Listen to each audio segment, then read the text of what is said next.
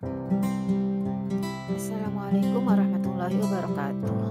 Halo Sobat Bio, dimana saja kalian berada, mudah-mudahan kalian sehat walafiat, tidak kurang suatu apapun, dan tetap berada pada lindungan Allah Subhanahu wa Ta'ala. Kali ini kita akan melanjutkan lagi pada sistem pernapasan, yaitu pada kelainan dan gangguan pada sistem pernapasan. Yang pertama adalah berkurangnya jumlah Hb atau hemoglobin. Yang kedua, keracunan gas sianida atau gas CO atau karbon monoksida. Kenapa kita keracunan gas CO itu berbahaya? Karena jika ada oksigen atau ada CO, maka oksigen ini Hb ini dia akan memilih CO daripada O2. Jadi dia lebih tertarik pada CO daripada oksigen, ya. Sehingga CO ini harus dibuang, harus jauh, ya, kita harus jauh karena peningkatannya lebih cepat. Yang berikutnya adalah kanker paru-paru. Ini biasanya dipicu oleh asap rokok yang mengandung hidrokarbon termasuk benzopiren, ya. Berikutnya adalah emfisema, terjadi akibat jaringan paru-paru kehilangan elastisitas akibat gangguan jaringan elastik dan kerusakan dinding di antara alveoli. Berikutnya adalah asma, ya. Ini maksudnya bukan kanker paru-paru tapi asma. Asma ini ditandai dengan sesak dada yang berkala atau kronis. Ini karena penyempitan saluran pernapasan, ya. Biasanya ada sumbatan di jalan napas yang reversibel, dipicu oleh debu, ya, bulu-bulu atau dan lain-lain, atau cuaca dingin juga, ya. Kemudian radang, jalan napasnya ini mengalami peradangan sehingga epitel salurannya rusak, ya. Kemudian reaksi yang berlebihan pada jalan napas terhadap rangsang, misalnya adalah reaksi alergi. Selanjutnya adalah TBC atau tuberkulosis. TBC ini mengganggu proses difusi oksigen karena adanya bintil-bintil kecil pada alveolus yang disebabkan bakteri Mycobacterium tuberculosis. Penderita biasanya batuk berat yang dapat disertai dengan batuk darah dan badan menjadi kurus. Selanjutnya adalah pneumonia. Pneumonia ini dipicu oleh adanya bakteri Diplococcus pneumoniae yang menyebabkan penyakit pneumonia. Radang ini biasanya pada bronkus, ya. Makanya disebut dengan bronkitis. Kalau radangnya pada sinus, maka disebut dengannya sinusitis. Kalau radangnya pada rinitis, ya, atau pada radang pada hidungnya. Kemudian radang pada laring disebut dengan laringitis, radang pada pleura disebut dengan pleuritis. Kemudian ada tonsilitis. Tonsilitis ini adalah peradangan pada tonsil atau amandel. Tonsil adalah kelompok jaringan limfoid yang terdapat di rongga mulut. Jika terjadi infeksi melalui mulut atau saluran pernapasan, tonsil dapat menyebabkan penyempitan saluran pernapasan. Kita beralih pada rokok, ya, dan kesehatan. Rokok ini banyak penelitian, ya, membuktikan bahwa merokok itu sangat berbahaya bagi kesehatan, mengganggu saluran pernapasan, menyebabkan hilangnya nafsu makan, rasa mual, napasnya menjadi pendek, dan ketidakteraturan detak jantung. Bahkan telah diketahui bahwa merokok itu menyebabkan penyakit saluran pernapasan kronis dan sering menyebabkan kematian. Perokok berpeluang besar terkena kanker paru-paru, tenggorokan, dan lidah. Selain itu, perokok juga dapat terkena emfisema dan bronkitis.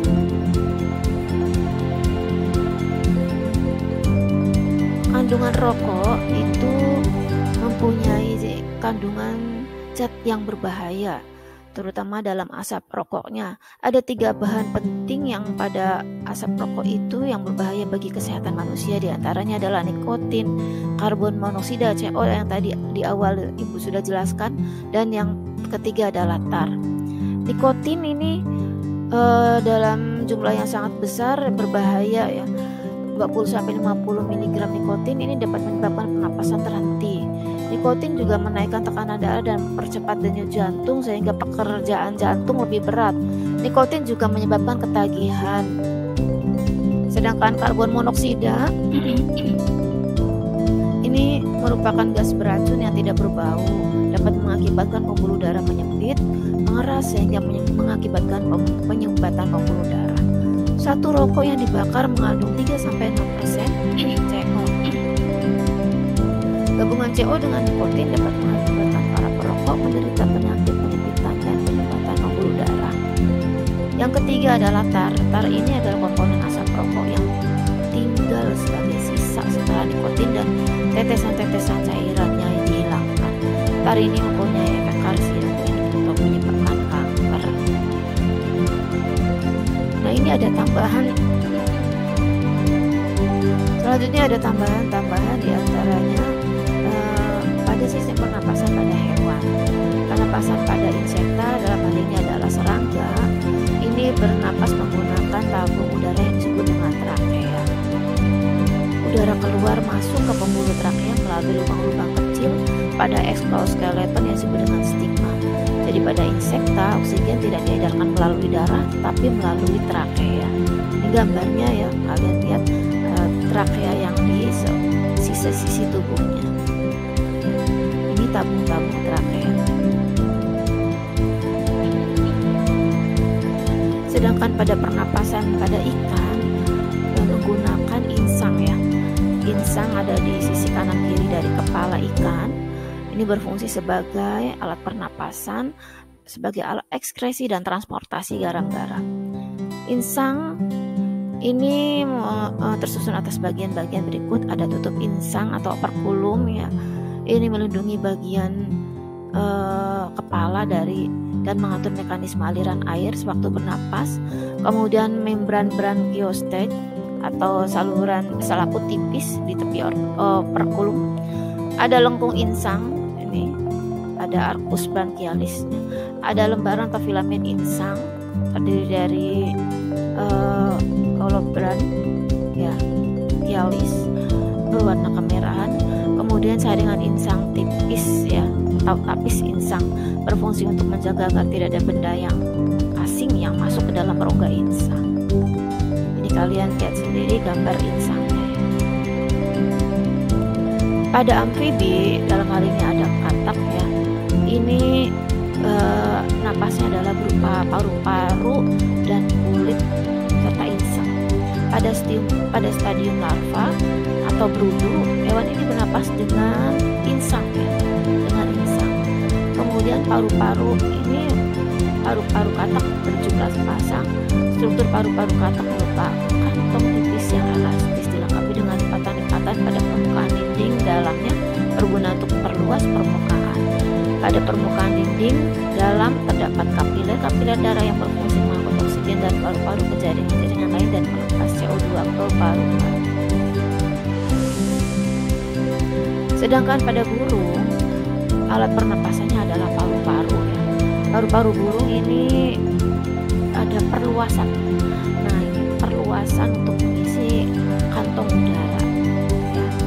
Jadi susunan alat pernapasan pada burung ada lubang hidung, ada celah tekak, kemudian ada trakea, ada siring. Siring ini adalah alat suara sebagaimana kalau pada manusia adalah laring ya. Kemudian ada bifurkasi trakea, bronkus dan paru-paru. Ini adalah gambarnya.